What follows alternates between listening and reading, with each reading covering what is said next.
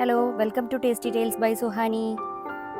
നല്ല ഫ്രഷ് ആയിട്ടുള്ള കുറച്ച് കക്കയിറച്ചി കിട്ടിയിട്ടുണ്ട് കേട്ടോ. നമുക്കിതൊന്ന് വരട്ടി നോക്കാം. ഞാനിതൊന്ന് ഉപ്പിട്ടിട്ട് വേവിച്ച് വെച്ചിട്ടുണ്ട്. കാരണം ഇപ്പോൾ ഇത് കറി വയ്ക്കുമ്പോൾ എനിക്ക് വെന്തില്ലേ എന്നുള്ളൊരു ഇതാണ്. അപ്പോൾ 2 വിസിലടിച്ചിട്ട് നന്നായിട്ട് പെപ്പർ പൗഡറും സോൾട്ടും ചേർത്തിട്ട് വേവിച്ച് വെച്ചിട്ടുണ്ട് കേട്ടോ. ചട്ടി നല്ലവണ്ണം ചൂടായി വന്നിട്ടുണ്ട്. നമുക്കിതിലേക്ക് കുറച്ച് നമ്മുടെ നാടൻ വെളിച്ചെണ്ണ ഒഴിച്ചു കൊടുക്കാം.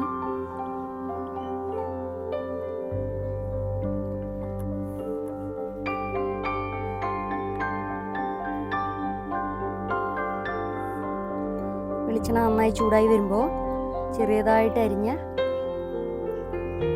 ഇഞ്ചി ഇട്ട് കൊടുക്കാം കേട്ടോ.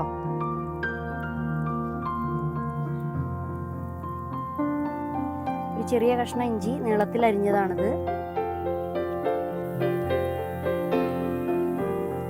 നമുക്കിതിലേക്ക് അതേപോലെ നീളത്തിൽ അരിഞ്ഞു വെച്ച വെള്ളുള്ളി, ഒരു 7-8 വെളുത്തുള്ളിയുടെ അല്ലി ഉണ്ട് കേട്ടോ. അതിൽ ചെറിയതായി നീളത്തിൽ അരിഞ്ഞതാണ്, അതിട്ട് കൊടുക്കാം.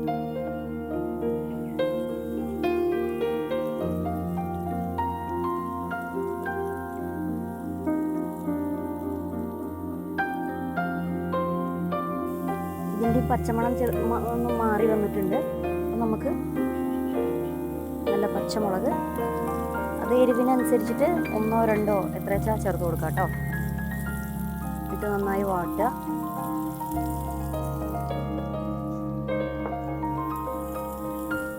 നന്നായി വാടി വരുമ്പോൾ നമുക്ക് അതിലേക്ക് അരിഞ്ഞു വെച്ച ചെറിയ ഉള്ളി ഒരു 8-10 ചെറിയ ഉള്ളി ഇതിൽ ചേർക്കുമ്പോൾ നല്ല രുചിയായിരിക്കും കേട്ടോ. ഇല്ലെങ്കിൽ സവാള മാത്രം ചേർത്താലും മതി.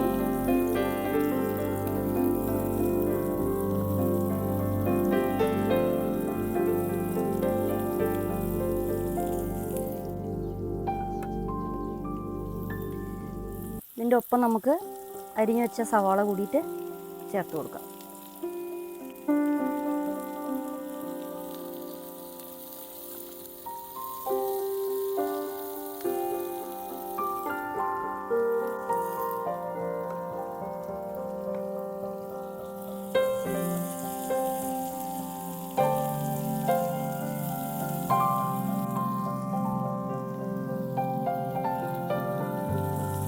ഈ ഉള്ളി പെട്ടെന്നൊന്നും മുരിഞ്ഞു വരാനായിട്ട് നമുക്ക് ഈ സമയത്ത് ഉപ്പ് ചേർത്ത് കൊടുക്കാം കേട്ടോ.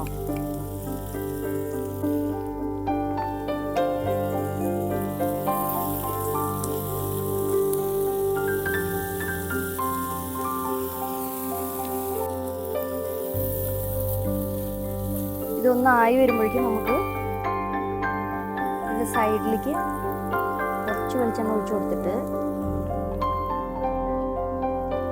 ചെറിയതായി അരിഞ്ഞ നാളികേര കൊത്തുണ്ട് കേട്ടോ, അതൊന്ന് ഇട്ടിട്ട്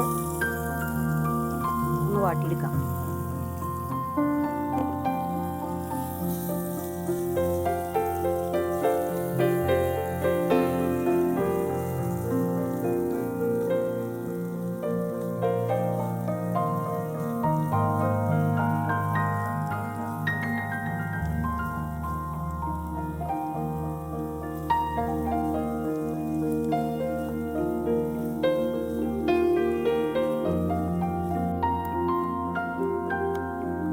ചെറിയതായിട്ട് വാടി വന്നിട്ടുണ്ട്.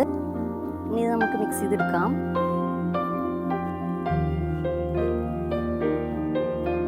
ഇനി ഉള്ളി ബ്രൗൺ കളർ ആവുന്നതിനനുസരിച്ചിട്ട് തേങ്ങ ഒന്ന് മൂത്ത് വന്നോളൂ കേട്ടോ.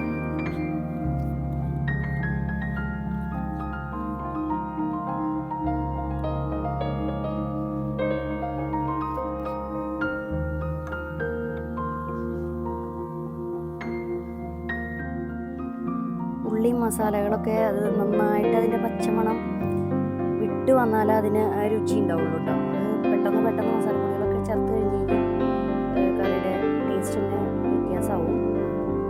ഉള്ളി നന്നായിട്ട് ലൈറ്റ് ബ്രൗൺ കളർ ആവുന്നവരായി അതേമാതിരി മസാലകളെല്ലാം അതുമാതിരി അതിൻ്റെ റോ സ്മെല്ല് നന്നായി വിട്ടതിന് ശേഷമാണ് അടുത്തത് ചേർക്കാൻ പാടുള്ളൂ. ഞാൻ ഇതിലേക്ക് ഒരു തേങ്ങ മുറി എടുത്തിട്ടുണ്ട് കേട്ടോ. ഒരു മുറി തേങ്ങ എടുത്തിട്ടുണ്ട്.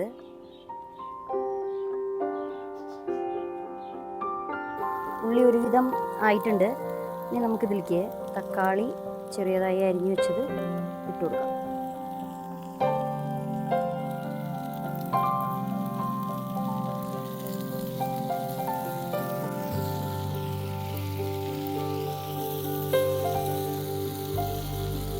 ഇനി അതും ഇതേപോലെ അതിൻ്റെ ഒന്ന് നന്നായിട്ട് വഴറ്റിയെടുക്കാം.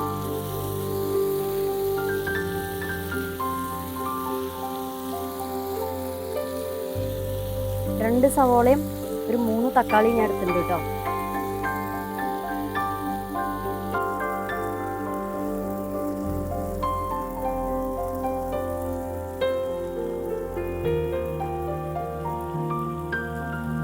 കണ്ടില്ലേ, എണ്ണ തെളിഞ്ഞ് വരാൻ തുടങ്ങിയിട്ടുണ്ട് സൈഡിലൊക്കെ. അപ്പോൾ നമുക്ക് ഒരു സ്പൂൺ പെരുംജീരകം ചേർത്ത് കൊടുക്കാം കേട്ടോ.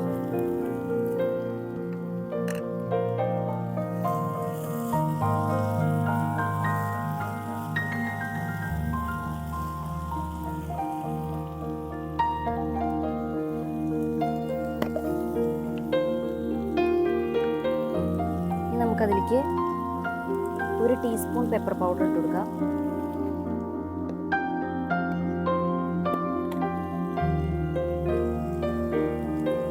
ഒരു ടീസ്പൂൺ മഞ്ഞൾപ്പൊടി,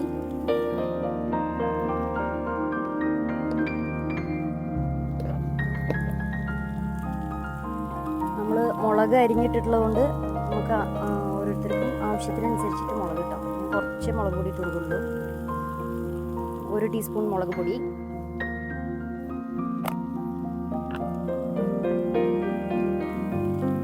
ഒരു 1.5 സ്പൂൺ മല്ലിപ്പൊടി കേട്ടോ.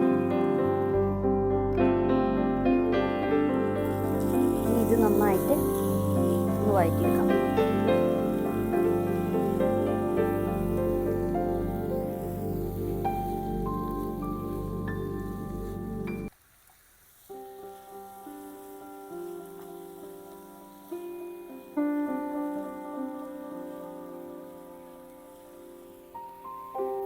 ഇതിലേക്ക് ഒരു 1.5 ടീസ്പൂൺ മീറ്റ് മസാല കൂടി ചേർത്ത് കൊടുക്കുന്നുണ്ട് കേട്ടോ.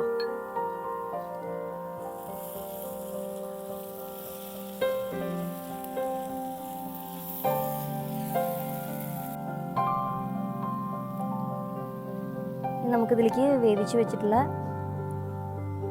കക്കയിറച്ചിട്ട് കൊടുക്കാം.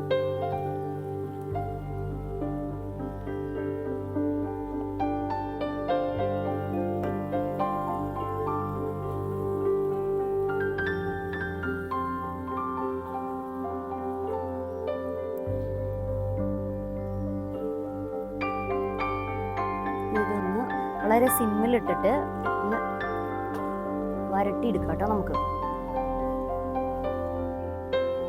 കുറച്ച് കറി ലീസ് ഇട്ട് കൊടുക്കുന്നുണ്ട്.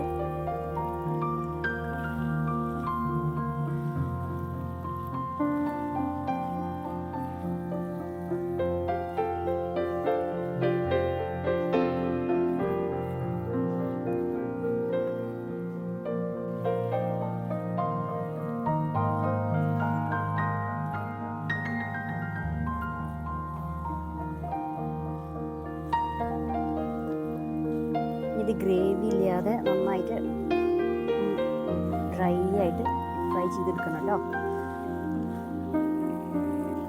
ഈ സമയത്ത് നമുക്ക് ഉപ്പൊക്കെ ആവശ്യത്തിനുണ്ടോ എന്ന് നോക്കാം. ഉപ്പ് വേണമെങ്കിൽ ചേർത്ത് കൊടുക്കാം.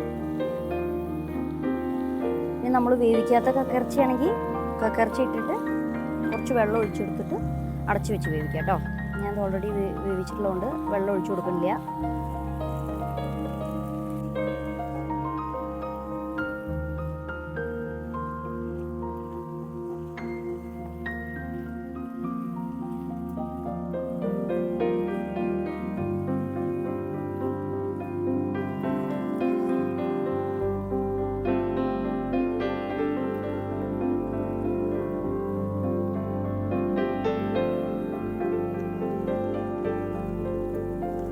നമ്മുടെ കക്കയിറച്ചി റെഡി ആയിട്ടുണ്ട്.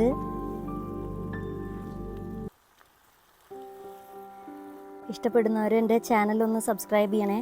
സബ്സ്ക്രൈബ് ചെയ്യാൻ മറക്കരുത്.